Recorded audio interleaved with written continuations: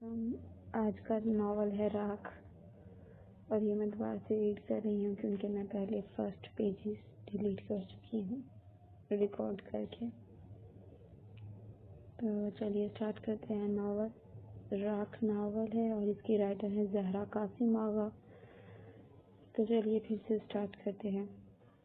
کراچی کے بہت چھوٹے سے علاقے کی تنگ گلی میں سب کچھ بچے کھیل کود میں مصروف تھے۔ یہ بھٹیاروں کے بچے یوں ہی روز دوپہر تا شام گلیوں میں گھومتے پھرتے کھیلتے پھرتے، جن کے ماں باپ اس وقت کام پہ لگے ہوتے تھے۔ وہ 9 سالہ بچی چھپن چھپائی کے کھیل میں کچرے کے ڈبے کے پیچھے چھپی اپنے ساتھی کے انتظار میں تھی، وہ کب آ کے اسے ڈھونڈتا ہے، مگر اچانک کسی نے پیچھے سے آ کے اس کا منہ بند کر دیا۔ اس ننھی جان کو سانس لینا دشوار ہو گیا۔ کچھ ہی دیر بعد وہ ہوش و خرد سے بیگانہ تھی۔ ادا سائیں، اس بار بھی وہ مخالف قبیلے والے ہاتھا پائی پہ اتر آئے، اسی وجہ سے ان کو 2 اور ہمارے 4 بندے مارے گئے۔ نصیر نے شاہ جی کے آگے ادب سے سر جھکا کے آج کی روادات بتائی۔ حویلی کا یہ حصہ اوطاق کے طور پر استعمال ہوتا تھا۔ وہ صبح سے کراچی میں تھا، حیدرآباد آتے آتے اسے رات ہو چکی تھی۔ اس کی غیر موجودگی میں نصیر سارا کام اور معاملات دیکھتا تھا اور اس وقت ساری رپورٹنگ ہوتی تھی۔ میرا خیال ہے ادا سائیں آپ جرگے میں یہ مدعا اٹھائیں، ہم تشدد کے قائل نہیں، اس بات سے سارا علاقہ واقف ہے۔ وہ جنونی انداز میں جتوئی کے آدمی جان بوجھ کے ہمارا راستہ کاٹتے ہیں۔ شمشیر سخت غصے میں تھا۔ یزدان شاہ نے اس کی بات پہ دائیں ابرو اٹھا کے اتفاق کیا۔ اسے اپنے آدمیوں کی جان پیاری تھی، وہ عام وڈیروں کی طرح قتل و غارت کا حامی نہیں تھا، یہ اس کی مقبولیت اور پسندیدہ ہونے کی اہم وجہ تھی۔ وہ اپنے باپ اور چچا کی نسبت جوش سے زیادہ ہوش سے کام لیتا تھا، کام لینے میں یقین رکھتا تھا۔ گہرا نیلا شلوار سوٹ زیب تن کی ایک گھنی داڑھی میں الجھا وہ 32 سالہ نوجوان اب اپنے باپ کی جگہ سنبھال چکا تھا۔ آدگین شاہ اس کی چچا زاد جو اس کی بیوی بھی تھی، اس کی ماں سمیت اس حویلی میں قیام پذیر تھے۔ اس علاقے میں کچھ فاصلے سے اس کی چچا کی حویلی یعنی آدگین شاہ کا میکہ تھا، جو اس سے عمر میں 12 سال چھوٹی تھی۔ یہ بچپن کی شادی ضرور تھی مگر اسے آدگین شاہ سے پیار تھا۔ تم نے ماما کو بتا دیا کہ کل کہاں انٹرویو لینے جا رہی ہو؟ حارث اس کے سر پہ کھڑا چیونگم چبانے میں مصروف تھا۔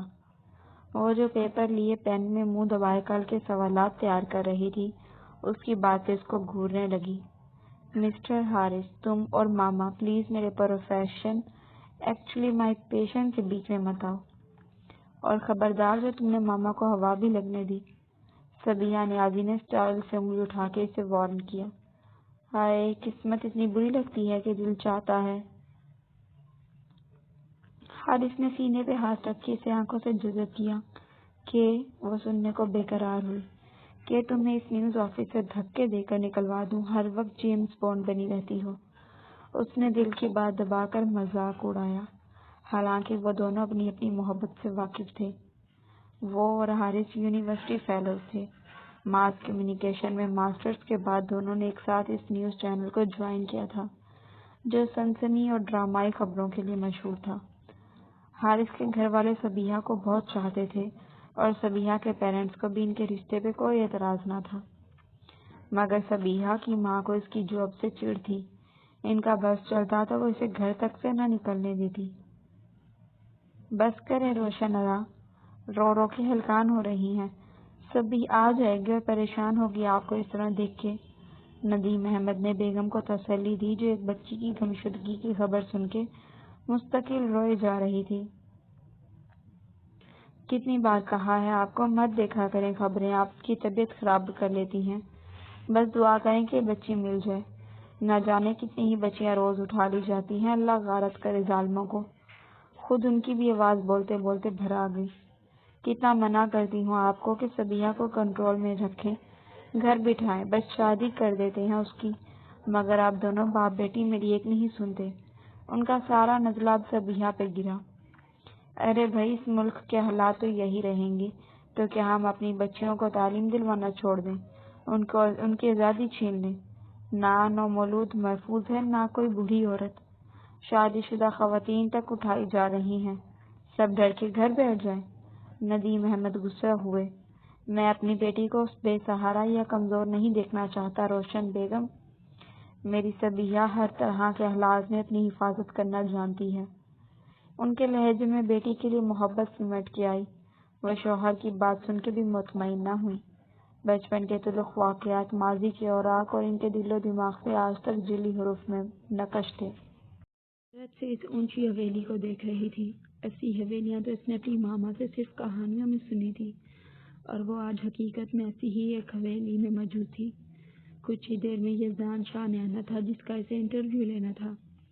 وہ اپنی 24 سالہ زندگی میں یہ سب پہلی بار دیکھ رہی تھی، اور پروفیشنل لائف میں یہ اس کا پہلا آؤٹ آف سٹی انٹرویو تھا، اور وہ بھی ایک جانے مانے وڈیرے کا۔ اس نے یہ بات صرف بابا کو بتائی تھی اور پوری پلاننگ کر لی تھی کہ یہ بات اور اس انٹرویو کی کوریج ماما تک نہ پہنچے۔ گو کہ حارث کو بھی اس کے انٹرویو پر اعتراض تھا، مگر وہ جاب کی وجہ سے مجبور تھا، ورنہ وہ کبھی صبیحہ کو ایسی جگہ نہ جانے دیتا۔ آپ کی روٹین کیا ہے؟ ایک وڈیرا اپنا دن کیسے گزارتا ہے؟ میں جاننا چاہوں گی۔ اس نے اشتیاق سے یزدان شاہ کو دیکھا جو سیاہ شلوار قمیض اور سیاہ واسکٹ میں اپنی خوبصورت شخصیت کو دل فریب مسکراہٹ کے ساتھ مزید 4 چاند لگا رہا تھا۔ یہاں آنے تک صبیحہ کے دماغ میں ایک موٹا مونچھوں داڑھی والا بڑی توند والا وڈیرا آ رہا تھا، مگر یزدان کو دیکھ کے وہ شوق میں تھی۔ وہ محض 32 سال کا باہر سے MBA کے متناسب سراپے کا مالک تھا۔ اس کی گردن اٹھی ہوئی داڑھی نفاست سے سجی تھی، بائیں ہاتھ میں خوبصورت دائل والی گھڑی اور دائیں ہاتھ میں کالا پتھر سجا تھا۔ اس نے داہنی کلائی میں بندھا کالا دھاگا اس کے صاف رنگ پہ خوب کھل رہا تھا۔ اس کی آنکھیں کالی اور گہری مگر تیز تھیں، چہرے پہ سنجیدہ مگر وقفے وقفے سے اٹھتی مسکراہٹ اسے بہت نمایاں کر رہی تھی۔ ارد گرد اسلحے سے لیس آدمی اس کی حفاظت میں مامور ضرور تھے، مگر اسے دیکھ کر یقین کے ساتھ کہا جا سکتا تھا کہ وہ آرام سے 2-3 بندے پچھاڑ سکتا ہے۔ بازوں کی مضبوطی آستینوں کے پیچھے ہوتے ہوئے بھی نمایاں تھی۔ ہم سارا دن عوام کی خدمت میں گزارتے ہیں، اس نے شرارت سے روایتی سیاسی جواب دیا، اور صبیحہ جو اس کی شخصیت کے جائزے لینے میں گم تھی سنبھل کے بیٹھی۔ شادی ہو گئی؟ کب کی؟ اب تو دوسری شادی کی عمر ہے۔ وہ پھر ہنسا۔ اس بار صبیحہ بھی ہنس پڑی۔ لڑکیوں کی تعلیم کے حوالے سے آپ کیا کہنا چاہیں گے؟ اس نے اپنی طرف سے انٹرویو میں تھوڑا مسالہ ایڈ کیا۔ اسے پتا تھا کہ یہ لوگ کبھی اس بات کے حامی نہیں ہوتے۔ وہ انٹرویو کو تھوڑا متنازع کر سکتی تھی کیونکہ ابھی تک بڑا خوشگوار ماحول تھا۔ ہم کہنے نہیں کرنے کے قائل ہیں۔ ابھی کچھ عرصہ پہلے ہی جرگے سے فیصلہ منظور کروا کے اسکول کی تعمیر شروع کروا دی ہے۔ اندرون کے شہروں سے اساتذہ کی تقررییں کروانے میں لگے ہیں۔ میٹرک تک یہ اسکول ہے، اس کے آگے کالج بنانے کے لیے بھی کوشاں ہیں۔ لڑکیوں کو اتنی تعلیم تو دلوانی ہی چاہیے کہ اپنا اور حالات کا دفاع کر سکے۔ اس نے بڑی سنجیدگی سے کہا۔ صبیحہ کا منہ کھلا رہ گیا۔ وہ یا تو جھوٹ بول رہا تھا یا واقعی بڑا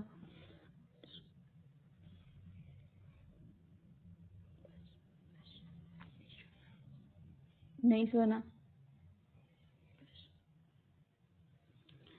وہ یا تو جھوٹ بول رہا تھا یا واقعی براڈ مائنڈڈ تھا۔ وہ اس وقت سچائی کا پتہ لگانے سے قاصر تھی۔ انٹرویو ختم ہوا تو فوراً ہی اس کے سے آگے سے کھانا لگنا شروع ہو گیا۔ وہ صبح ناشتے کے بعد حیدرآباد کے لیے نکلی تھی۔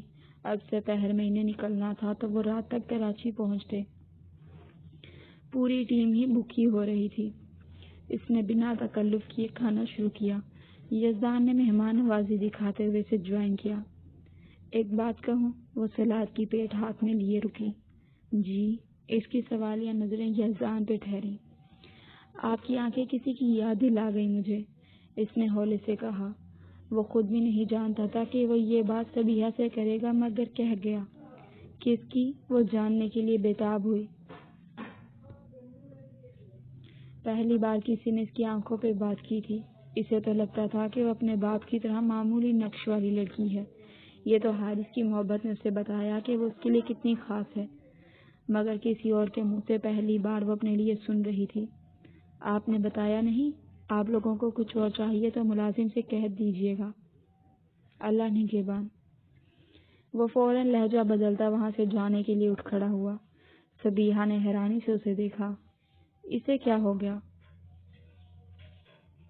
چلے گئے ٹی وی والے؟ وہ کمرے میں داخل ہوا تو لال سوٹ پہنے شعلہ جوالا بنی آبگین اسے دیکھ کر لپکی۔ ہاں گئے۔ اس نے آبگین کے بازو خود سے ہٹائے اور خاموشی سے بیڈ پر جا لیٹا۔ سنا ہے کوئی لڑکی تھی؟ وہ اس کے برابر میں لیٹی۔ اس نے پھر یک لفظی جواب دیا۔ وہ گہری سوچ میں تھا۔ کن سوچوں میں ہو شاہ؟ آبگین نے اس کے سینے پر سر رکھا۔ اسے الجھن ہوئی۔ وہ تنہائی چاہتا تھا مگر وہ کمبل ہونے جا رہی تھی۔ کچھ نہیں، سونا چاہتا ہوں بس، اس نے پھر سے برداشت سے جواب دیا۔ میرے ساتھ سو جاؤ شاہ۔ آبگین نے دلبری سے اس کے بالوں کو چھیڑا۔ کیوں؟ باقیوں نے دغا دے دی جو پھر میری ضرورت پڑ گئی۔ یزدان نے اسے کھینچ کے جوتا مارا۔ وہ غصے سے آگ بگولا ہوئی۔ شاہ بس، غلطی ہو گئی تھی مجھ سے، معافی بھی مانگ لی آپ سے، اور میں نے کر بھی دیا معاف۔ غیرت کے نام پہ قتل ہونے سے بھی بچا لیا تمہیں، نکاح میں بھی رکھا ہوا ہے تمہیں۔ اب دفع ہو جاؤ یہاں سے، مزید میرا امتحان لیا تو حشر کر دوں گا۔ تمہارے کرتوت اگر کل اگل دیے تو میری گولی کا نمبر تو آئے گا ہی نہیں، تمہارے بھائی ہی بھون ڈالیں گے، غیرت مند جو ہیں۔ مگر میں بے غیرت ہی ٹھیک ہوں، تمہارے قتل سے ہاتھ رنگین کرنے سے بہتر یہ بے غیرتی کا چولا ہے جو پہنے گھوم رہا ہوں۔ وہ غصے سے لال ہوا۔ آبگین فوراً کمرے سے بھاگی۔ اس سے زیادہ کون واقف تھا اپنے انجام سے؟ یہ راز صرف اس کے اور یزدان کے درمیان تھا۔ اس کی بدکاریاں اگر خاندان والے کو پتہ چلتی تو وہ کب کا امن و مٹی تلے سو رہی ہوتی۔ اس کی سانسیں یزدان کی مہربانی سے ہی قائم تھی۔ وہ صرف اب اس کا نام کا شوہر تھا۔ ان کے درمیان گہری خلیج حائل ہو چکی تھی جسے وہ اب چاہ کے بھی ختم نہیں کر سکتی تھی۔ اس کے سارے ٹھاٹ شاہ کی مرہون منت تھے، ورنہ اس کی اور ملازمین کی حیثیت میں کوئی فرق نہیں رہنا تھا۔ وہ حویلی کی جی تھی، یہی عہدہ اس کے لیے کافی تھا۔ یزدان کے دل کی پوست سے وہ کب کی فارغ ہو چکی تھی۔ جب تک صبیحہ گھر نہیں آ گئی، روشن آرا کا دم اٹکا رہا۔ اسے گھر میں داخل ہوتا دیکھ انہوں نے سکھ کا سانس لیا۔ آج اتنی دیر ہو گئی، میں کتنی پریشان تھی۔ وہ بہت فکر مند تھی۔ امی ریلیکس رہا کریں، میں میڈیا پرسن ہوں، اس کام میں دیر سویر ہو جاتی ہے، اور میرے ساتھ میری پوری ٹیم ہوتی ہے، انڈور بھی اور آؤٹ ڈور بھی۔ آپ اتنا مت سوچا کریں، طبیعت خراب کر لیتی ہیں اپنی۔ صبیحہ نے ماں کا کندھوں سے تھام کر سرسان سے سمجھایا۔ ہر بار اسی طرح وہ اور ندیم صاحب انہیں سمجھاتے مگر ان کی فکر مندی میں کوئی تبدیلی نہیں آتی تھی۔ وہ روز ایسے ہی ہولتی رہتی۔ وہ خود بھی گھر سے برائے نام ہی نکلتی تھی مگر ندیم اور صبیحہ کی مجبوری تھی۔ وہ چاہ کر بھی دونوں کو گھر نہیں بٹھا سکتی تھی۔ انہوں نے جلد از جلد حارث کی امی سے شادی کی بات کرنے کا سوچ لیا تھا۔ پلاننگ میں مصروف رہا تھا۔ جو آگ بچپن سے اس کے دل میں لگی تھی اب شاید اس کے ٹھنڈے ہونے کا وقت آ چکا تھا۔ کوئی کہانی دہرانے کا وقت آن پہنچا تھا۔ بدلے کی آگ دل میں لیے اس کے پیارے دادا اور بابا اس دنیا سے جا چکے تھے۔ وہ ان کی روح کو شاد کرنا چاہتا تھا۔ یزدان شاہ کا جلتا سینہ مسکراتے چہرے کے پیچھے نہا تھا۔ جی ٹھیک ہے، آپ ڈیلیور کر دیں، میرے آدمی ٹھکانے لگا دیں گے۔ شپ کی روانگی وہی رات 12 بجے کے بعد ہوگی۔ دوسری طرف سے نہ جانے کیا کہا گیا تھا۔ جی وٹو صاحب سے کہیں کہ کام کی فکر نہ کریں اور جتنا مال یہاں آپ رکھنا چاہتے ہیں اپنے فارم ہاؤسز پر منتقلی کروا لیں۔ چیک پوسٹ والے بھی اپنے ہی بندے ہیں۔ سہیل کھانا لگ چکا ہے یار۔ وہ جلدی بات نپٹاتا ہوا پیچھے مڑا۔ ہاں اوکے۔ کتنی بار کہا ہے جب میں کال پہ ہوا کروں تو مت آیا کرو روم میں، بزنس سے زیادہ ضروری نہیں ہے کھانا۔ اس نے بیوی کو جھڑکا۔ ارے ہاں بس بہت کما لیا آپ نے، اتنا کرنے کو نہیں کہا تھا آپ سے۔ سونیا کا دل خاک ہوا۔ آپ تو دن رات بزنس کے ہی ہو کے رہ گئے ہیں، نہ میری فکر نہ گھر کی۔ وہ بھی سامنے سے چلائی۔ دولت کا نشہ ہی ایسا ہے میری جان۔ ڈیل طے ہونے کے بعد وہ مسرور سا تھا۔ سنو، وہ جڑاؤ ہار جو تمہیں پسند آیا تھا کل آرڈر دے کر منگوا لینا۔ ہائے سچ؟ سونیا خوشی سے پاگل ہوئی۔ تھینک یو سہیل، آپ کتنی محنت کرتے ہیں ہمارے لیے۔ وہ فوراً چاپلوسی پہ اتری۔ یہاں تک میں نے ریڈ کر لیا تھا، یہاں تک ہی میں نے ڈیلیٹ کر دیا تھا سارا کچھ۔ امید کرتی ہوں آپ لوگ میری اس محنت کو رنگ لائیں گے اور چینل افنان کی دعوت میں بلیک ساڑی پہ وہ ہیرے جڑا نیکلس تصور میں پہنے وہ جھوم اٹھی۔ سہیل ملک بزنس دنیا کا جانا مانا نام تھا۔ بظاہر اس کا بزنس لگتا مگر نجی طور پر وہ جس مافیا سے منسلک تھا اس کی بدولت گھر میں پیسے کی ریل پیل تھی۔ وہ کئی دھکے کھا کے اس مقام تک پہنچا تھا یہ سوچے بغیر کہ اس کا انجام کتنا بھیانک تھا۔ خبر دیں گے آپ کو کراچی کے علاقے لانڈی سے، جہاں ایک ہی گھر کی 2 کم عمر معصوم بچیاں صبح سے تاحال لاپتہ ہیں۔ علاقہ مکینوں کا احتجاج جاری، ماں کا غم سے برا حال۔ دیگر خبریں اس نیوز بریک کے بعد۔ اینکر اسکرین سے غائب ہو چکا تھا۔ روشن اور ہکا بکا ٹی وی کو دیکھ رہی تھی۔ یکدم ان کی نظر گھڑی پہ پڑی جو رات کے 10 بجا رہی تھی۔ اس وقت تو صبیحہ نکل چکی ہوتی ہے آفس سے، ابھی تک پہنچی نہیں۔ انہیں ہال اٹھنا شروع ہوئے۔ ندیم کا معمول تھا وہ اس وقت تک سو جاتے تھے۔ وہ ایک چھوٹی سی فرم کے مینیجر تھے، سیدھے سادے حلال رزق کھانے والے۔ یہی تربیت انہوں نے اپنی بیٹی کو دی تھی۔ صبیحہ کے آ جانے تک روشن بیگم جاگتی رہتی تھی اور پھر وہ آتی تو دونوں ماں بیٹی ساتھ کھانا کھاتے۔ صبیحہ کو اپنے ماں باپ سے بے حد محبت تھی۔ وہ صاف رنگت درمیانے قد کی معصوم نکوش والی لڑکی تھی۔ جرنلزم اس کا جنون تھا۔ انہوں نے مزید تاخیر کیے بغیر حارث کو کال ملائی۔ جی آنٹی خیریت؟ حارث اپنے موبائل پر روشن آنٹی کی کال دیکھ کر حیران ہوا۔ بیٹا وہ صبیحہ ابھی تک گھر نہیں آئی، تم کہاں ہو؟ اس کے ساتھ ہو؟ موبائل بھی بند جا رہا تھا، وہ اب رونا شروع ہو چکی تھی۔ ارے رے آنٹی، میں دیکھتا ہوں آپ پریشان نہ ہو پلیز۔ وہ ان کا رونا سن کے خود بھی پریشان ہوا۔ اگر وہ وین میں بھی نہیں آ رہی تھی تو یقیناً آٹو کر کے آ رہی ہوگی، کیونکہ دفتر والے دوست نے بتایا کہ وہ آج اکیلے جلدی نکلی ہے۔ یہ سن کے تو حارث کے بھی ہاتھوں کے طوطے اڑ گئے، مگر روشن آرا کو یہ سب بتانا گویا مرے پہ سو درے ہو جانا۔ وہ بائک کی چابی اٹھا کے اس کی تلاش میں نکلا۔ وہ بے ہوش نہیں تھی، اس کے حواس کام کر رہے تھے۔ یہ والا کنٹینر وٹو صاحب کے فارم ہاؤس جائے گا، یہ والا شپ تک۔ اس کے کانوں میں کچھ غیر مانوس آوازیں آ رہی تھی۔ شپ، کنٹینر، فارم ہاؤس۔ وہ سیکنڈوں میں سمجھ گئی تھی کہ کیا ہونے والا ہے۔ اس کی بڑی سی آنکھیں لبالب پانی سے بھری، آنکھوں پہ بندھا کپڑا بھیگنے لگا۔ وہ ہاتھ پاؤں چلا کر بھی نہیں ہلا رہی تھی، بہت کس کے باندھا گیا تھا۔ اچانک سے اسے گاڑی چلنے کی آواز آئی۔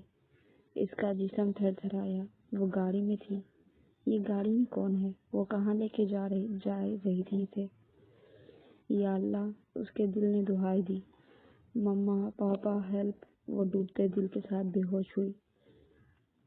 وہ گھر پہنچی تو روشن بلکتی ہوئی اس سے لپٹ گئی۔ میری بچی، میری دولت، کہاں رہ گئی تم؟ وہ زاروں قطار رو رہی تھی۔ سامنے بیٹھا حارث مسکراہٹ چھپانے کی کوشش کرنے لگا۔ صبیحہ کو خیریت سے گھر میں دیکھتے وہ ہلکا پھلکا ہو چکا تھا۔ ندیم صاحب نے ماں بیٹی کو الگ کیا۔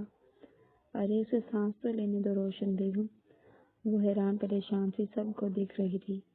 یہاں کیا ہو رہا ہے؟ تم یہاں کیسے حارث؟ ابا، اس نے ایک ساتھ اتنے سارے سوال کیے۔ تمہارا موبائل آف جا رہا تھا، اتنی رات ہو گئی تھی، تمہارا کوئی پتہ نہیں؟ دفتر سے بھی نکلی ہوئی اکیلی؟ آنٹی نے گھبرا کے مجھے کال کر لی اور میں یہاں ہوں تمہاری تلاش کرنے کے بعد۔ حارث نے اس کے سارے سوالات کے جواب دیے۔ او امی، آپ بھی نہ یار۔ وہ بیگ کرسی پہ رکھ کے صوفے پہ بیٹھی۔ میں آج آفس سے دیر سے نکلی، شفٹ کے بعد آٹو میں تھی، وہ خراب ہو گیا اور موبائل آف تھا، کیسے بتاتی؟ مکینک کے پاس خاصا وقت لگ گیا۔ میں نے دوسرا آٹو تو نہیں لیا، وہ بیچارہ غریب تھا، اسی کے ساتھ آٹو کا ٹھیک کروا کے آئی بس۔ صبیحہ نے بھی ساری روادات بیان کی۔ اور اس سب میں میرا خیال نہیں آیا تمہیں؟ روشن کی آنکھیں ڈب ڈب آئیں۔ ارے یار امی پلیز بی اسٹرانگ، میری فیلڈ ہی ایسی ہے، آپ میرے جنون سے واقف ہیں۔ وہ ان کے خوف و خدشات دیکھ کر چڑھی۔ موت برحق ہے امی، اس نے مزید سمجھایا۔ موت سے ڈر نہیں لگتا مجھے صبیحہ، جیتے جی جو لڑکیوں کو مار دیتے ہیں ان درندوں سے ڈرتی ہوں۔ وہ بولتے ہوئے اپنے کمرے میں چلی گئی۔ حارث اور صبیحہ کی نظریں ندیم صاحب پہ تھی، جو سر جھکائے بیوی کے پیچھے چل دیے۔ وٹو کے فارم ہاؤس سے چھاپا پڑا تھا، کئی لڑکیاں برآمد کی گئی تھیں۔ اس خبر کو میڈیا سے دور رکھا جا رہا تھا، ورنہ کئی بڑے نام بے نقاب ہوتے۔ سہیل ملک کا تو غصے سے برا حال تھا۔ پارٹی ڈوب گئی تھی۔ شیخ کی تاحال کوئی خبر نہیں تھی۔ شاید اسے بھی قبضے میں لے لیا گیا ہوگا۔ اس شیخین کی طرف سے ملنے والا پیسہ بھی ڈوبتا نظر آیا۔ یہ پہلی بار ہوا تھا۔ وٹو فون پہ اس پہ برس رہا تھا۔ میں تجھے زندہ نہیں چھوڑوں گا کتے۔ سائیں میرا یقین کرے، مجھے کیا پتا کس نے مخبری کی، میرا تو سارا پیسہ ڈوب گیا، سائیں مدد سائیں۔ اس نے فوراً وٹو کے آگے بھیک مانگنی شروع کر دی۔ اپنی عورت کو میرے پاس بھیج، کرتا ہوں تیری مدد، وٹو نے مکاری سے کہا۔ سہیل نے کھٹ سے فون بند کیا۔ سونیا سونیا، وہ پاگلوں کی طرح چلاتا ہوا گھر بھاگ رہا تھا۔ کیا ہو گیا سہیل؟ سونیا بالوں میں رولر سجائے رات کی پارٹی کی تیاری کر رہی تھی۔ آج ڈیل کی خوشی میں سہیل نے سب عزیزوں کو پارٹی دی تھی، مگر سونیا اس بات سے بے خبر تھی کہ پلان فیل ہو چکا تھا۔ عزا کہاں ہے؟ سیلون گئی تھی، شام میں آتی ہوگی، اس نے لاپرواہی سے کہا۔ سہیل نے فوراً بیٹی کے نمبر پر کال کی۔ فون آف جا رہا تھا۔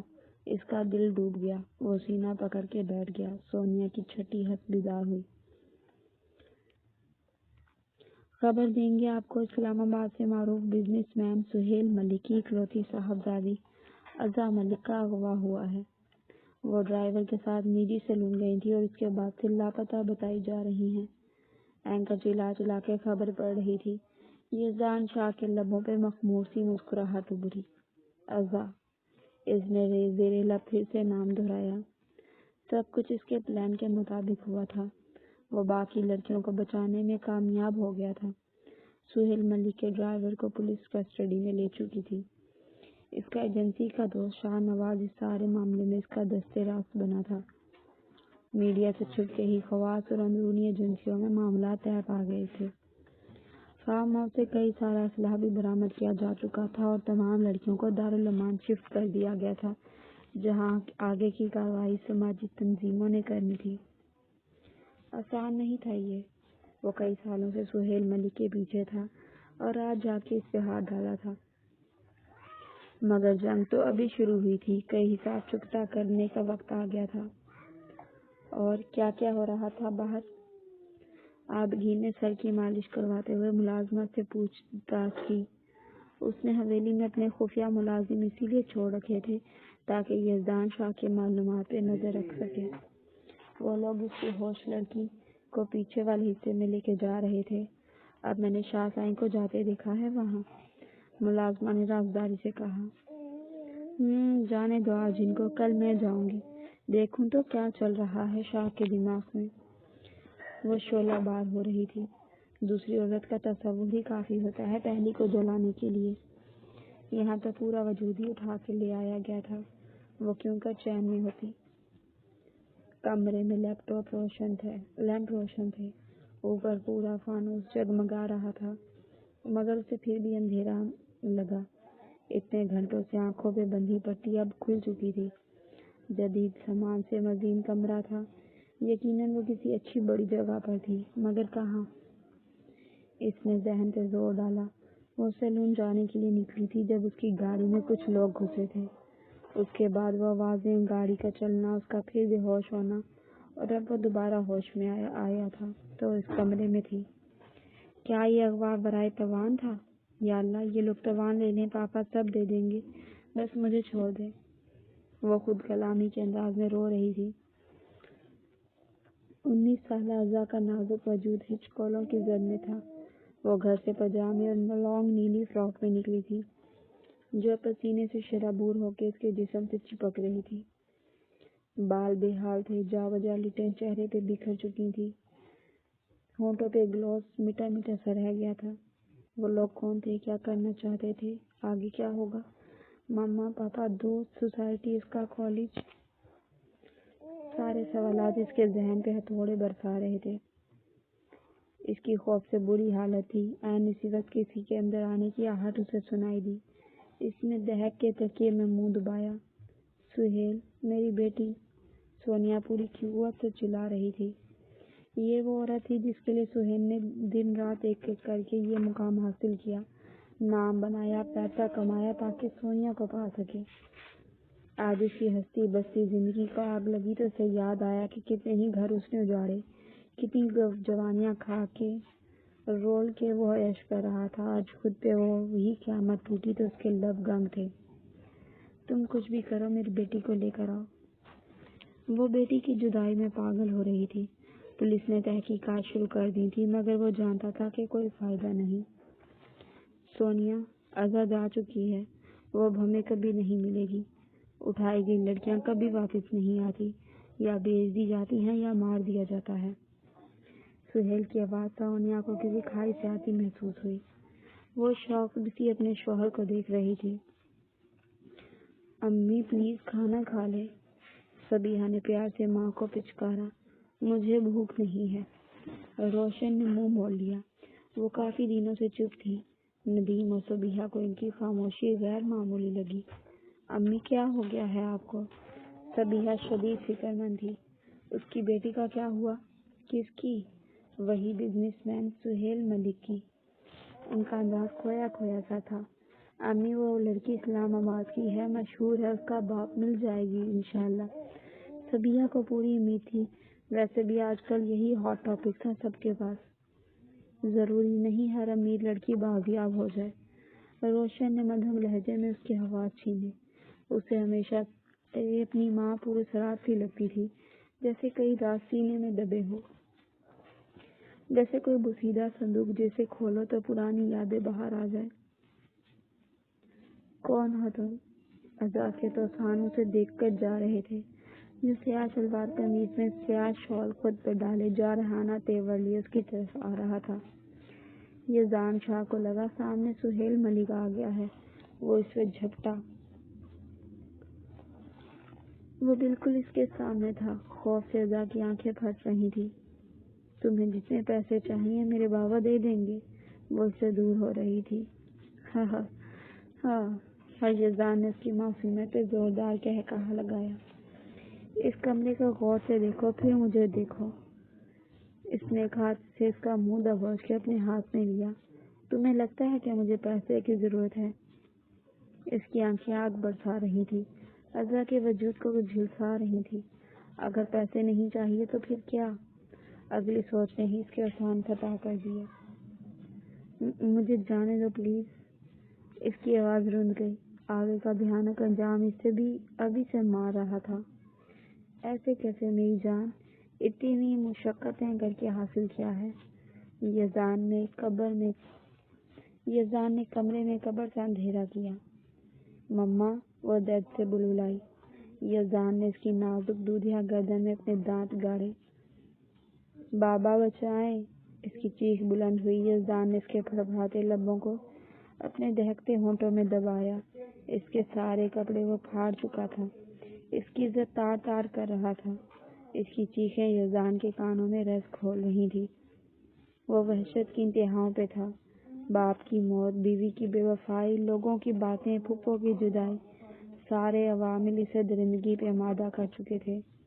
عزا کا نازک چھلنی وجود اس کے بھاری وجود تلے سانسیں چھوڑ رہا تھا۔ آبگین شاہ ساری رات انگاروں پہ لوٹتی رہی۔ اسے خبر ملی تھی کہ یزدان حویلی کے پچھلے حصے میں ہے، اور صبح کے وقت اسے وہاں سے نکل کر باہر جاتے دیکھا گیا۔ اس کا خون کھول رہا تھا۔ جس قربت کے لیے وہ سالوں سے ترس رہی تھی، کسی انجان لڑکی پہ وہ لٹا رہا تھا۔ سوتن کا تصور اسے آگ لگا رہا تھا۔ جہاں تک اسے بتایا گیا تھا کہ یزدان نے ذاتی انتقام کے لیے وہ لڑکی اٹھوائی ہے۔ کیا وہ شادی کر لے گا؟ آبگین کا دل ڈوبا۔ امی، اگر آپ مجھ سے کچھ شیئر نہیں کریں گی تو مجھے کیسے پتہ چلے گا؟ صبیحہ ماں کی مسلسل خاموشی پہ غصہ ہوئی۔ ایسا بھی کیا ہوا تھا آپ کے ساتھ جو آپ اتنی باہری دنیا سے خائف رہتی ہیں، کسی کا اعتبار نہیں کرتی؟ صبیحہ نے ان سے اگلوانا چاہا۔ میں تمہیں کچھ نہیں بتا سکتی، بس تم یہ جاب چھوڑو اور شادی کی تیاری کرو۔ وہ اپنی بات کے جواب میں یہ سن کے مزید چڑ گئی۔ وہ صبح ہوتے ہی اپنے خاص ملازمین کے ساتھ اس کمرے میں جا پہنچی جہاں عزا کو رکھا گیا تھا۔ وہ جو رات کی لٹی پھٹی تھکا جسم لیے نیم بے ہوش سی تھی، نیب ابتداد پہ سہم گئی۔ ایک نکچڑی حسینہ سی لڑکی جو شاید اس سے کچھ سال بڑی ہو، خونخوار تیور لیے اسے گھور رہی تھی۔ مارو اسے، اتنا مارو کہ یہ جان شاید دوبارہ اسے دیکھنا گوارا نہ کرے، مگر بس دھیان رہے کہ یہ زندہ رہنی چاہیے۔ آبگین نے حکم جاری کیا۔ اذا اس کے منہ سے نکلنے اور حکم سن کے چیخنے لگی۔ آخر کس بات کی، کس گناہ کی سزا دی جا رہی تھی؟ ملازمین نے اسے نیلو نیل کرنا شروع کیا۔ وہ پاگلوں کی طرح چلا رہی تھی۔ اس کے نازک وجود کو قدموں سے کچلا جا رہا تھا۔ آبگین اطمینان سے اسے پٹتا ہوا دیکھ رہی تھی۔ اس کے اندر کی آگ کچھ کم ہونا شروع ہوئی۔ وہ یہ جان کے ساتھ اپنے علاوہ کسی کو برداشت نہیں کر پا رہی تھی۔ اس کا بس چلتا تو اذا کو مروا ہی دیتی۔ بی بی، سائیں حویلی میں آ رہے ہیں۔ ایک ملازمہ نے دوڑ کے اطلاع دی۔ جلدی نکلو یہاں سے۔ وہ فوراً حکم دیتی پلٹی۔ پیچھے اذا ادھمری سی پڑی تھی، سر سے خون جاری تھا۔ اس کی آنکھوں کے آگے اندھیرا سا چھا رہا تھا جب کسی کے قدموں کی دھمک سنائی دی۔ سنا ہے اس لڑکی کا بوائے فرینڈ تھا، بہت غریب۔ باپ نہیں مانا تو بھاگ گئی اس کے ساتھ۔ جتنی منہ اتنی باتیں۔ سوشل میڈیا پہ اس کے دوستوں نے صرف اذا ملک کا ٹیگ چلایا تھا۔ آئے دن رپورٹر سہیل ملک کے گھر پہنچ جاتے۔ پولیس نے صاف ظاہر کر دیا کہ لڑکی مرضی سے بھاگی ہے۔ لوگوں کے منہ کھل گئے۔ گوشت کھلا پڑا ہو تو چیل کبے فوری آ جاتے ہیں۔ اب اذا کے کیس میں بھی یہی ہوا تھا۔ سہیل کو لگا کہ امید ہار چکا تھا، مگر پھر بھی اس کے کان منتظر رہتے کہ شاید اغوا کاروں کی کال آ جائے۔ سونیا سارا دن روتی رہتی۔ اس کے گھر کا چین حرام ہو چکا تھا۔ وہ اندر ہی اندر اپنے کانٹیکٹ استعمال کر کے پتہ لگوا رہا تھا کہ آیا اذا ملک میں ہے ہی یا باہر اسمگل کر دی گئی ہے۔ اس کا سارا شک منظور وٹو پہ تھا۔ پرانے دشمن کی طرح اس کا دھیان گیا ہی نہیں جو سالوں سے اس کی طاق میں تھا۔ کیا میں پوچھ سکتا ہوں کہ تمہیں کیا ہوا؟ حارث سیدھا اس کے سر پہ پہنچا۔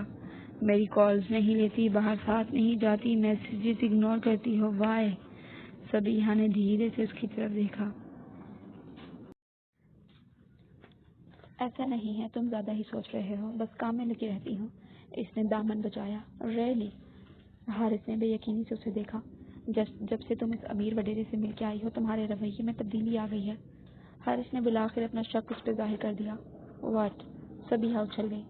تم یہ سب سوچ رہے ہو میرے بارے میں؟ اسے حارث سے یہ امید نہیں تھی۔ تم مجھے مجبور کر رہی ہو۔ وہ بھی بے بس ہوا۔ وہ اپنی جگہ سے جانے کے لیے اٹھی۔ ہر مرد میں محبوب نظر نہیں آتا حارث، اس سے بھائیوں جیسا رشتہ لگا مجھے۔ صبیحہ روتے ہوئے وہاں سے نکل گئی۔ حارث نے سر کو ہاتھ میں گرایا۔ اذا، ہوش کرو۔ یزدان نے جھک کے اس کا مردہ وجود اپنے بازوؤں میں بھرا۔ وہ خون میں بھری سانسیں کھینچ رہی تھی۔ اس نے فوراً اذا کو بیڈ پہ لٹایا اور گھر پہ ڈاکٹر کو بلوایا۔ اس کی حالت خطرناک لگ رہی تھی۔ فوری طبی امداد کی ضرورت تھی۔ اس لڑکی میں تو پہلے ہی جان نہیں تھی۔ جس نے بھی اس کی یہ حالت کی ہے فوراً اسے میرے سامنے لاؤ۔ شمشیر اور نصیر اس کی آواز پہ لبیک کہہ کے باہر نکلے۔ ڈاکٹر پہنچ چکا تھا اور اپنا کام کر رہا تھا۔ یزدان کو اس کی بدحالی پر افسوس ہوا۔ ٹھیک ہے، اس نے بھی رات کم ظلم نہیں کیا تھا اس نازک جان پہ، مگر یہ مار پیٹ۔ اس کا شک آبگین پہ تھا۔ غصے سے اس نے مٹھیاں بھینچ لی۔ اس کی آنکھ کھلی تو وہ جہان بھر کی فکر چہرے پہ سمیٹے اس پہ جھکا پڑا تھا۔ اذا کے وجود میں یزدان کو دیکھتے چنگاریاں سے نکل پڑی۔ اس رات کی اذیت وہ کیسے بھولتی؟ اس نے سارے ناخن اس کے چہرے پہ گاڑ دیے۔ وہ بلبلایا۔ ایک ہاتھ سے اس کے دونوں ہاتھ پکڑ کے دوسرے ہاتھ سے ایک زناٹے دار تمانچہ اذا کے منہ پر رسید کیا۔ وہ گھوم کے دوبارہ بیڈ پر گر پڑی۔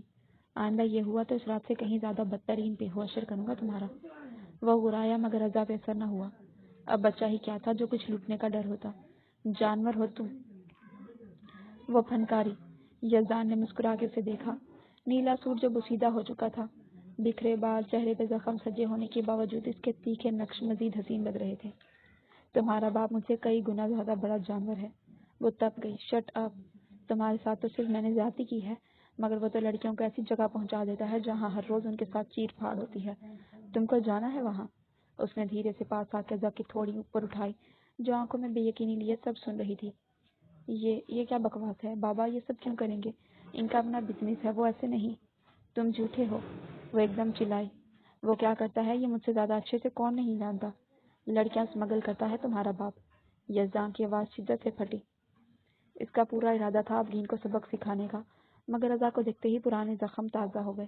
وہ پے در پے مشروب خود میں ڈیڑھ رہا تھا، اس کی آنکھوں سے مستقل آنسو جاری تھے۔ ماضی کی یادیں بے چین سا کرنے لگی۔ افغین کا وجود اپنی تمام توانائیوں کے ساتھ اس کی آنکھوں میں لہرایا تھا۔ لال رائے میں 9 سالہ وجود شوخیاں سمیٹے ہلکے ہلکے ہل رہا تھا۔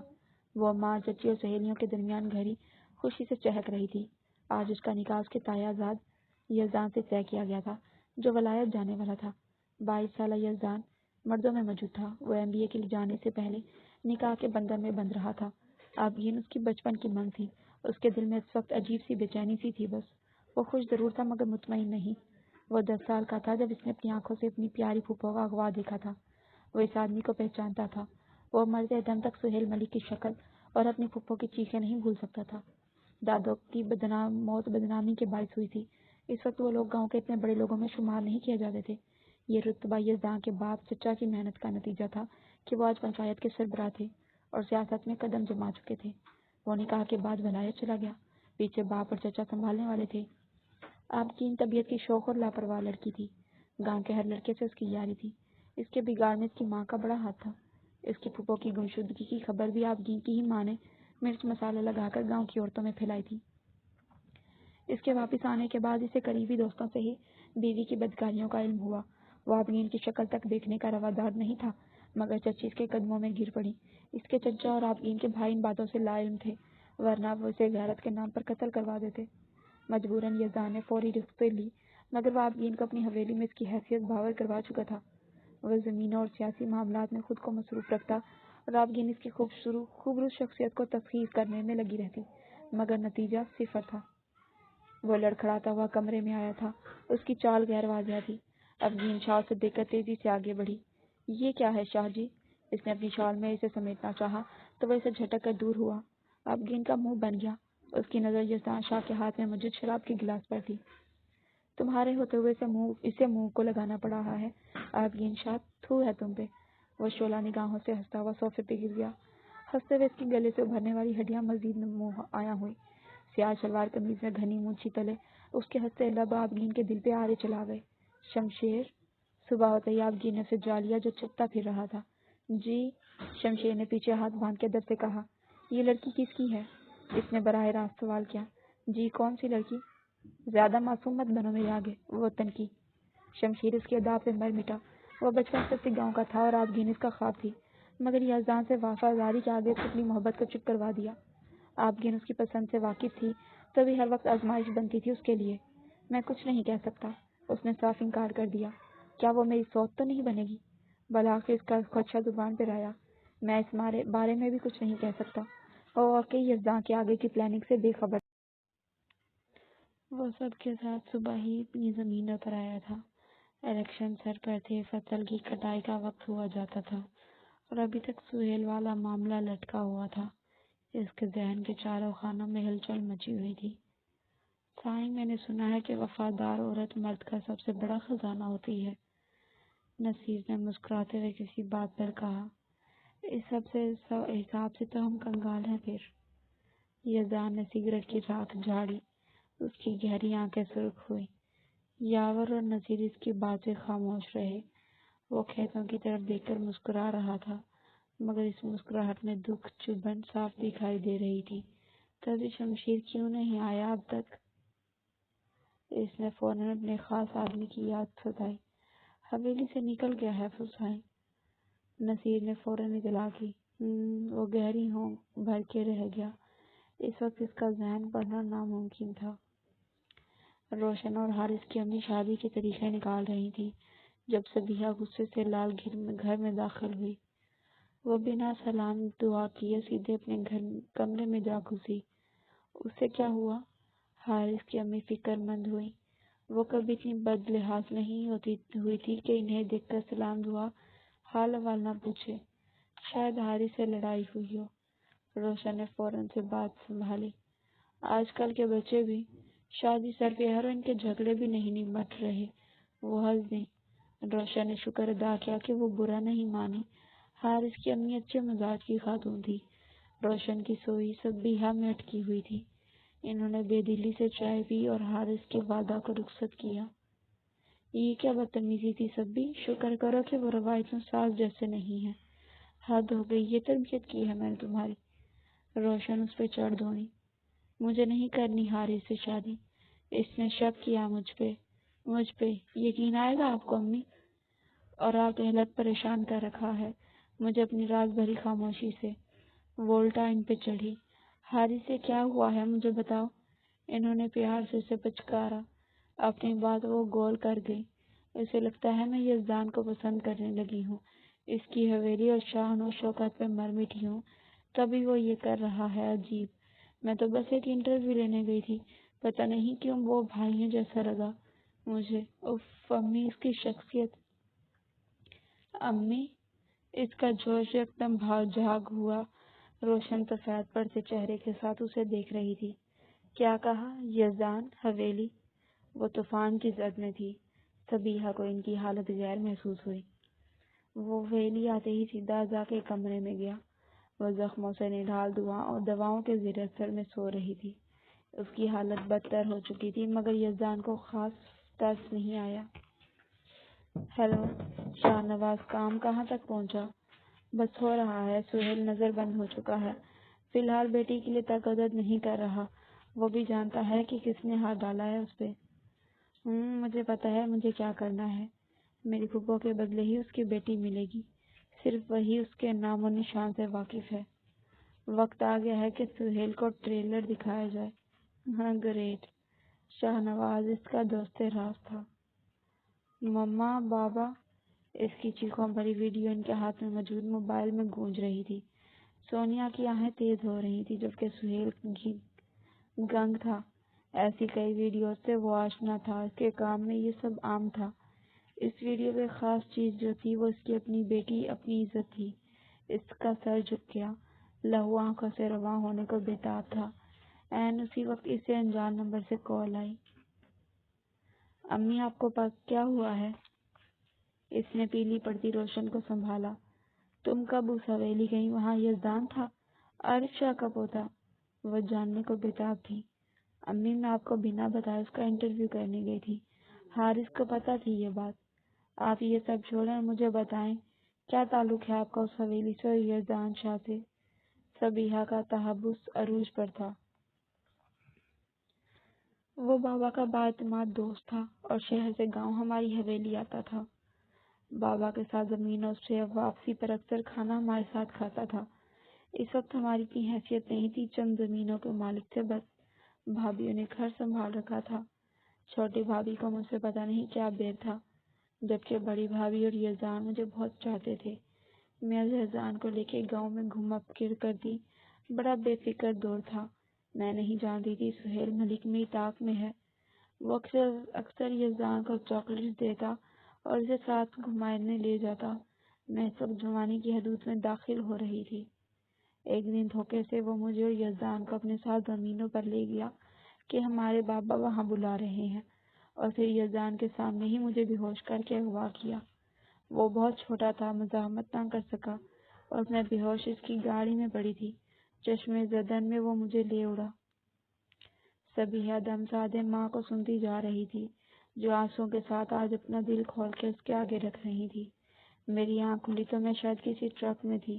میری جیسی کچھ اور بھی تھی جو ہنوز بے ہوش تھی۔ یہ میری خوش قسمتی ہی تھی کہ بارڈر کراس کرنے سے پہلے ہی مجھے ہوش آ گیا تھا، ورنہ آج میں نہ جانے کہاں ہوتی۔ میں کسی طرح وہاں سے بھاگ نکلی اور دارالامان میں پناہ لے لی۔ میرے پس منظر کا سن کے NGO والوں نے یہ فیصلہ کیا کہ مجھے دوبارہ گاؤں نہیں بھیجا جائے، ورنہ مجھے قتل کروایا جا سکتا ہے۔ بھابھی نے مجھے بدنام کر ڈالا تھا۔ ہمارے ماحول میں لڑکی کا غائب ہونا بڑی بدنامی تھی۔ میں 16 سال کی تھی، اس حادثے نے کسی قابل نہ چھوڑا۔ سارا دن چپ چاپ ایک کمرے میں گزار دیتی اور روتی رہتی۔ مجھے باقی لڑکیوں سے پتا چلا کہ میں کراچی میں ہوں۔ شاید سہیل نے مجھے سودا کرنے کے لیے مجھے اغوا کیا تھا۔ ہماری NGO کے مالکان کی توسط ہی میری شادی تمہارے بابا سے ہوئی۔ تمہارے بابا اور ان کے والدین اللہ کے کرم سے بہت نیک دل اور ہمدرد دل تھے۔ میری پچھلی زندگی کو بھلا کر مجھے دل سے اپنایا۔ میں نے بھی خود کو اللہ کے حوالے کر دیا۔ پھر تم پیدا ہو گئی اور زندگی نے مگن کر دیا، مگر آج تک وہ خوف میرے دل میں ہے۔ میرے اپنے کہاں ہیں، کیسے ہیں، میں کچھ نہیں جانتی، اور اب واپسی کا کوئی امکان بھی نہیں۔ وہ چہرہ ہاتھوں میں چھپا کے رو پڑی۔ سبیحہ کے چہرے پہ ایک کے بعد ایک رنگ آتا جا رہا تھا۔ آپ کی آنکھیں کسی کی یاد دلا گئیں۔ اس کے کانوں میں یزدان کا جملہ گونجا، کیا اسے آج تک امی یاد ہیں؟ سہیل ملک، عزا ملک کا اغوا، کیا اس کے پیچھے یزدان شاہ ہے؟ وہ کڑیاں ملا رہی تھی۔ کیا میں امی کو بتا دوں کہ ان کے والد نہیں رہے؟ سبیحہ نے روتی ہوئی ماں کو مزید رلانے کا ارادہ ترک کر دیا۔ نہیں، مجھے پہلے یزدان شاہ سے رابطہ کرنا ہوگا۔ اس نے دل میں مستم ارادہ کر لیا کہ وہ اپنی ماں کو ان کے پیاروں سے ملوا کر رہے گی۔ اس نے کال ملا کر اسپیکر پہ ڈال دی۔ وہ چاہتا تھا آج اپنے باپ کی سچائی جان لے۔ ہیلو؟ سہیل ملک کی آواز محتاط تھی۔ آزا کی باپ کی آواز سن کے تڑپ اٹھی، مگر یزدان کے خوف سے چپ رہی۔ ویڈیو کیسی لگی؟ یزدان نے مسکرا کر کہا، تیرے گھر کی ساری عورتیں نہ اٹھوا لیں تو میرا نام بھی سہیل ملک نہیں۔ وہ گھراہٹ سے بولا۔ عزا کے لیے یقین کرنا مشکل ہو گیا، یہ اس کا باپ تھا۔ میرے گھر سے تو نے سالوں سے پہلے جو عورت اٹھائی تھی اس کا پتہ بتا بس۔ یزدان بھی طیش میں آ گیا۔ کون ہو تم؟ سہیل کو مجبوراً جھکنا پڑا۔ اس کی بیٹی کا معاملہ تھا، وہ کوئی رسک نہیں لے سکتا تھا۔ یزدان شاہ، عارف شاہ کا پوتا، روشن آرا کا بھتیجا، مزید تعارف چاہیے؟ اس نے سرد لہجے میں کہا۔ سہیل کے اپنے کانوں پر یقین نہیں آیا۔ اتنے سالوں کی آگ آج بھی اس کے سینے میں دہک رہی تھی۔ اس نے کئی لڑکیاں اسمگل کروائی تھی، مگر وہ سب انجان ہوتی تھی۔ عارف شاہ کی بیٹی اور ان کے گھر والوں سے اس کی واقفیت تھی۔ روشن کو اٹھواتے ہی وہ کراچی سے اسلام آباد موو کر گیا تھا۔ اس 10 سالہ بچے نے اسے بے ہوشی میں بھی پہچان لیا ہوگا، اسی ڈر سے وہ رفو چکر ہوا۔ وہ بہت رویا تھا اپنے باپ چچا کے آگے کہ اس کی پھپھو کو زبردستی اٹھوایا گیا ہے، مگر کسی نے اس کا یقین نہیں کیا۔ اب نین کی ماں نے جی بھر کے نند کو بدنام کیا کہ وہ اپنی مرضی سے بھاگی ہے۔ وہ بے بس اس وقت کچھ نہیں کر پایا، مگر بدلے کی آگ نے اسے کبھی چین نہیں لینے دیا، اور آج وہ کامیاب ہوا تھا۔ عزا منہ پھاڑے کبھی اسے کبھی فون کو دیکھتی جس پہ اس کا باپ بلک رہا تھا۔ میرا یقین کرو، روشن کو اغوا ضرور کیا تھا، مگر وہ فرار ہو گئی تھی، خدا جانے کہاں گئی۔ سہیل نے اعتراف کیا۔ مت جھوٹ بولو، میں یقین نہیں کرنے والا۔ میری پھپھو کو لاؤ اور اپنی بیٹی کو لے جاؤ۔ اس نے فوراً فون کاٹا۔ وہ جارحانہ عزا کی طرف بڑھا۔ اگر تمہارے باپ نے میری پھپھو کو صحیح سلامت میرے حوالے نہیں کیا تو میں تمہیں بھی کسی بازار میں بیچ آؤں گا، ہر رات لٹو گی تم بھی۔ وہ گھرا رہا تھا۔ عزا کی آنکھوں سے آنسو نکل پڑے۔ تم میں اور میرے باپ میں کوئی فرق نہیں یزدان شاہ۔ وہ درد سے مسکرائی۔ تم نے بھی عورت پہ ہی ہاتھ ڈالا، اسے ننگا کیا۔ اتنے مضبوط تھے تو ڈائریکٹ میرے باپ سے لڑتے۔ تم بھی اس کی طرح دلالی پہ کر گئے۔ یزدان نے ایک دم اس کا چہرہ بھینچا۔ وہ کچھ کہے بغیر کمرے سے نکل گیا۔ عزا نے خاموشی سے سر تکیے میں دے دیا۔ کیسی آگاہی تھی یہ؟ کیا وہ دوبارہ اس آدمی کو باپ کہہ سکے گی؟ ان کے پاس جا سکے گی جن کی بدولت یہ سب سہنا پڑا اسے؟ آگے کا تمام راستہ تاریک تھا۔ الیکشن سر پہ ہیں اور تم کن چکروں میں لگے ہوئے ہو؟ چچا اس پر برس رہے تھے۔ کس لڑکی کو اٹھا لائے ہو؟ اگر گاؤں میں یہ بات پھیلی تو کتنی بدنامی ہوگی، احساس ہے؟ انہیں یزدان سے یہ امید نہیں تھی۔ وہ ان کے مرحوم بھائی کا بیٹا، عزیز بھتیجا، داماد سب تھا، اور سیاسی کیریئر میں وہ اسے آگے دیکھنا چاہتے تھے کیونکہ گاؤں کے لوگ اسے پسند کرتے تھے، اس پہ اعتماد کرتے تھے۔ پارٹی وہ مقبول تھا۔ وہ سہیل ملک کی لڑکی ہے۔ یزدان نے سر جھکا کے کہا۔ کیا؟ وہ تڑپ گئے۔ روشن اور سہیل کی بیٹی؟ سالوں پہلے بھاگی بہن اچانک ان کی یادداشت میں آئی۔ وہ تو کب کا اس سے فاتحہ پڑھ چکے تھے۔ فار گاڈ سیک، چچا اور پھپھو بھاگی نہیں تھی، ان کا اغوا کیا تھا اس سہیل نے، بیچ ڈالا ہے انہیں۔ وہ سر ہاتھوں میں تھامے صوفے پہ گرا۔ تم کیا کہنا چاہتے ہو؟ انہیں یزدان کی بات سے جھٹکا لگا۔ میں بچپن سے یہی سمجھانے کی کوشش کر رہا ہوں آپ سب کو کہ پھوپھو بے قصور ہے، ان کا اغوا ہوا تھا۔ سہیل نے ہم سب کی پیٹھ میں چھرا گھونپا تھا۔ آپ کی بیوی نے آگ لگا کر دادا کو مزید قبر میں اتار دیا۔ مجھے کچھ سالوں پہلے ہی سہیل اور اس کے بزنس کا پتہ چلا تھا شاہ نواز سے، تب سے اس کی طاق میں تھا، اور اب اس کی بیٹی ہمیں پھوپھو تک پہنچائے گی۔ وہ پرعزم تھا، مگر فائدہ، بھاگی ہوئی بہن کا واپس آنا میرے لیے صرف بدنامی ہے اور کچھ نہیں۔ وہ اپنی جگہ سے خفا ہوئے۔ کسی کو میری پھوپھو کا یقین ہو نہ ہو، مجھے ہے، اور اگر آپ نے انہیں قبول نہیں کیا تو میں انہیں سہارا دینے کے لیے تیار ہوں۔ وہ فیصلہ سناتا اٹھ کھڑا ہوا۔ دن اسے صدیوں کے برابر لگ رہے تھے۔ وہ یزدان سے رابطہ کرنے کی ہمت نہیں کر پا رہی تھی۔ ان لوگوں کا کیا ری ایکشن ہوگا؟ کیا وہ ہمیں قبول کریں گے؟ بہت سارے سوالات اس کے آگے ناچ رہے تھے۔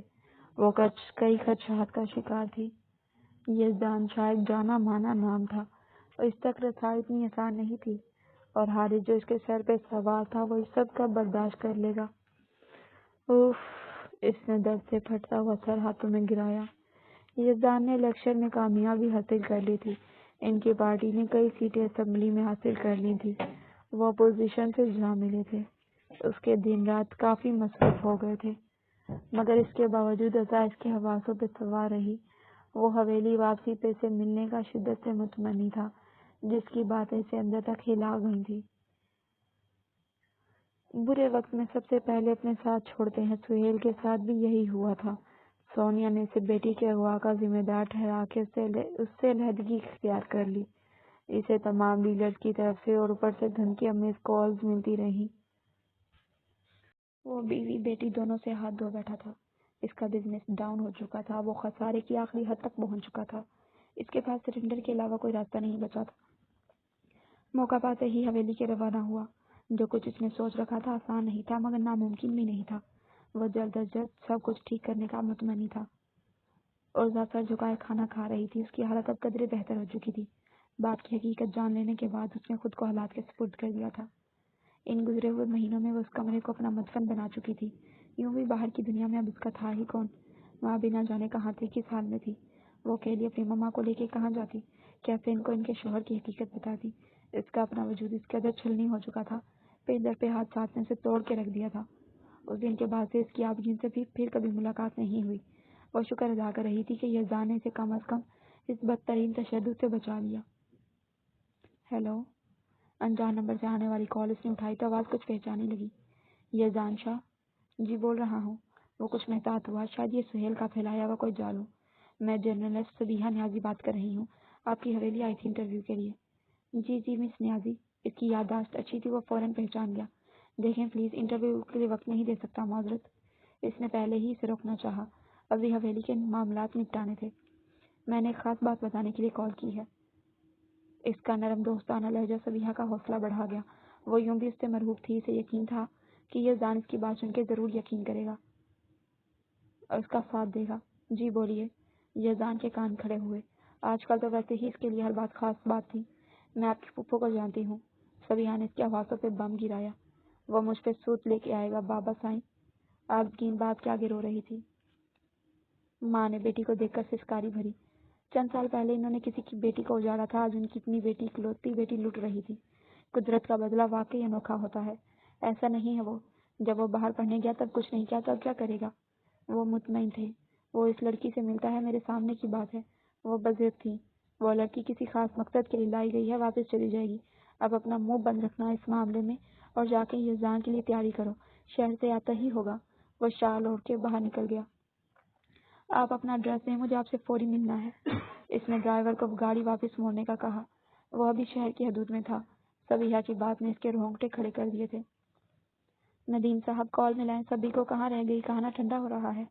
روشن کو اس پہ غصہ آیا جو چند منٹوں کا کہہ کے بلڈنگ کے نیچے گئی تھی اور اب آدھا گھنٹہ ہو چکا تھا۔ وہ نہیں جانتی تھی کہ تقدیر کس سے ملوانے والی ہے۔ کے ساتھ کھڑا وجود ان کے لیے اکثر اجنبی تھا، مگر یزدان تو جیسے اپنی عزیز ترین اکلوتی پھوپھو کو دیکھ کر مغلوب ہی ہو گیا تھا۔ بچپن کی ساری یادیں، سارے پل اس کی آنکھوں کے آگے لہرا گئے تھے۔ ادا جان وہ والہانہ ان سے لپٹا، لفظ ادا پہ ان کے سوئے ہوئے حواس جاگے تھے۔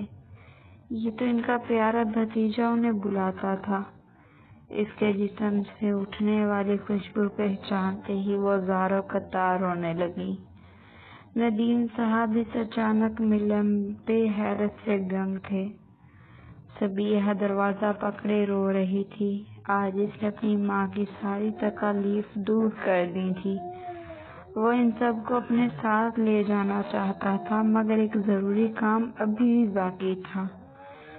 اس نے شاہ نواز کو کال ملائی جو دارالامان میں اضحیٰ کی ماں کا پتہ لگا چکا تھا۔ خبر دیں گے آپ کو کہ وفا زہرا کے والد عدالت میں اپنے کیس جیت کر اپنی بیٹی کی کسٹڈی حاصل کرنے میں کامیاب ہو گئے۔ وہ وفا زہرا گزشتہ 3 ماہ پہلے کراچی سے اغوا ہونے کے بعد لاہور سے بازیاب کرائی گئی تھی۔ اینکر چیخ چیخ کر خبر پڑھ رہی تھی۔ سہیل ملک نے شراب کا گلاس سامنے دیوار پہ دے مارا۔ اس کی آنکھوں سے آنسو جاری تھے۔ وہ سب کچھ جانتے ہوئے بھی اپنی بیٹی کو نہیں بچا سکا۔ کتنے ہی والدین تھے جنہیں اس نے خون کے آنسو رلایا تھا، اور آج وہ خود قسمت کے شکنجے میں پھنس گیا تھا۔ کم عمر لڑکیاں اٹھوانا، ان کا باہر سودا کر کے حرام کا اتنا پیسہ جمع کرنا کس لیے؟ سونیا چھوڑ گئی تھی، بیٹی لوٹ گئی تھی، ساتھیوں نے دغا دے دی۔ وہ اکیلا ہو چکا تھا، اس کی سزا شروع ہو چکی تھی۔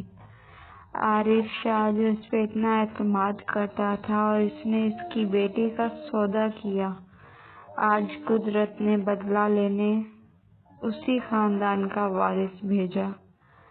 سچ ہے قدرت آپ کا پتہ نہیں بھولتی، چاہے کسی کونے میں بھی جا چھپے۔ وہ اپنی سوچوں میں غلطاں تھا جب دروازے پہ دستک ہوئی۔ ہیومن ٹریفکنگ کے جرم میں آپ کو اریسٹ کیا جاتا ہے مسٹر سہیل ملک۔ شاہ نواز پولیس کے سینئر آفیسرز کے ہمراہ اس کے دروازے پر موجود تھا۔ اس کے تمام اثاثے ضبط کر لیے گئے تھے اور اکاؤنٹس منجمد۔ اس نے بغیر کسی مزاحمت کے گرفتاری دے دی۔ آ جاؤ گے تقدیر کی زد پر، جو کسی دن ہو جائے گا معلوم خدا ہے کہ نہیں ہے۔ وہ اپنے پیاروں سے لپٹ کر روئے جا رہی تھی۔ آبگین کی ماں نے روشن کے پاؤں پکڑ کے اپنے برے سلوک اور اس کو بدنام کرنے کے لیے معافی مانگی۔ بڑے بھائی اور باپ کی موت کا سن کے تو روشن کے ضبط کا یارانہ نہیں رہا۔ وہ بس سے بل کے جا رہی تھی۔ طے یہ پایا تھا کہ وہ لوگ صبیحہ کی شادی اسی حویلی سے کریں گے۔ سب نے کھلے دل سے ان کو قبول کیا۔ یزدان نے صبیحہ کے سر پر بھائیوں جیسا دست شفقت رکھا، جس کی بدولت وہ سب اتنے سالوں بعد ایک ہوئے تھے۔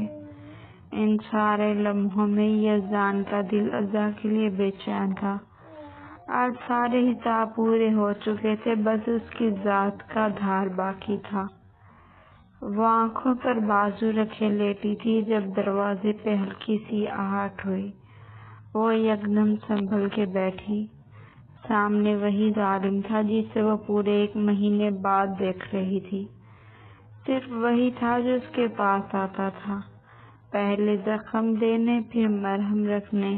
آج خدا جانے کیا کرتا۔ اذان نے دل کو تھام لیا۔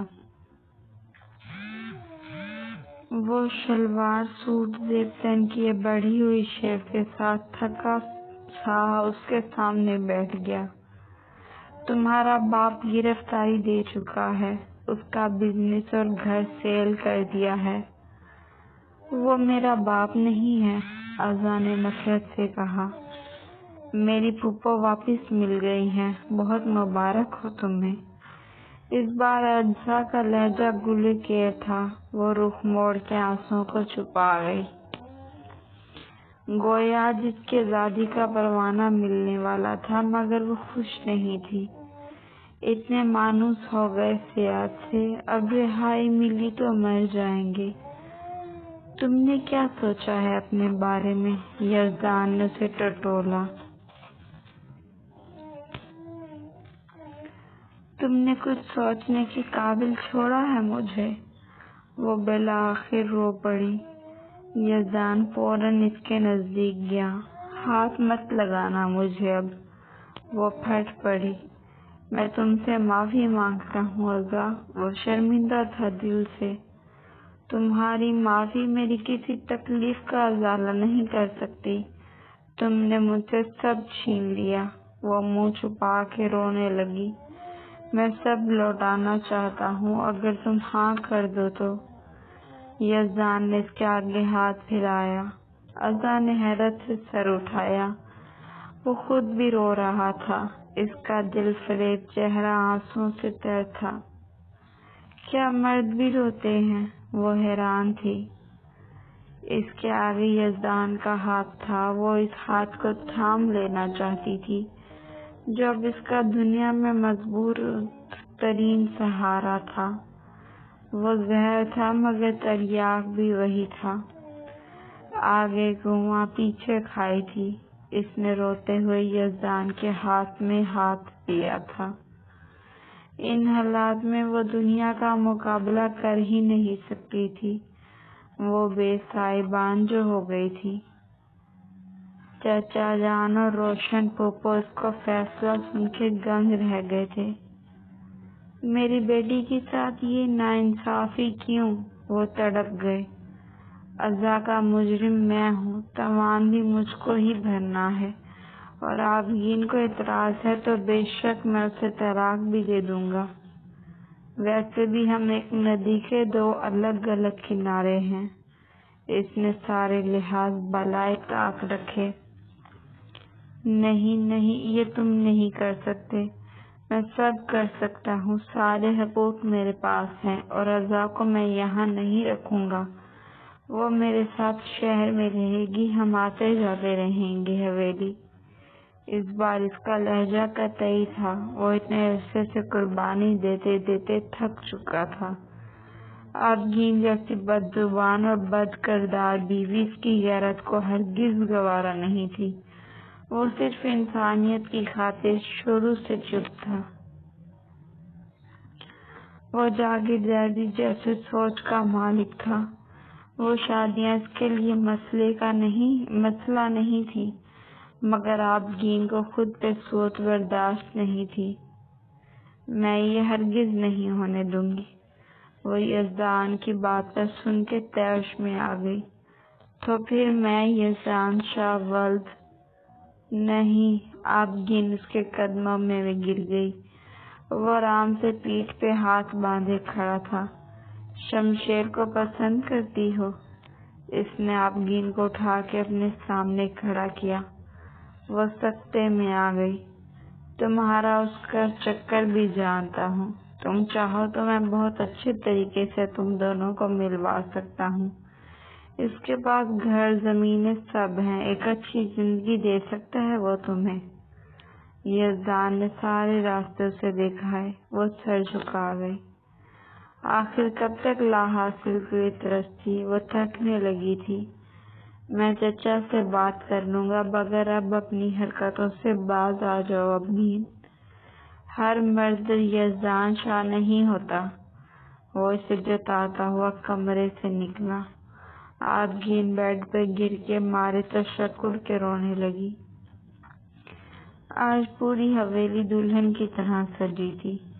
یزدان شاہ کا نکاح پورے اہتمام سے عزا ملک کے ساتھ ہو رہا تھا۔ سونیا کو شاہ نواز نے بحفاظت حویلی پہنچا دیا تھا۔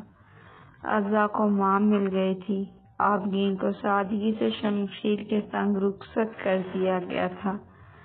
چچا اور پھوپھو کے زیر سایہ یزدان شاہ نے عزا کو اپنے نکاح میں قبول کیا۔ صبیحہ اور حارث کا کپل بھی شادی میں موجود تھا۔ بھاری سفر کٹ چکا تھا، غموں کے بادل چھٹ گئے تھے، प्यार का ब्रिज हर तरफ बरस रहा था। कहानी खत्म। उम्मीद करती हूँ अच्छी लगी होगी कहानी, तो चैनल को ज़रूर सब्सक्राइब करें। शुक्रिया।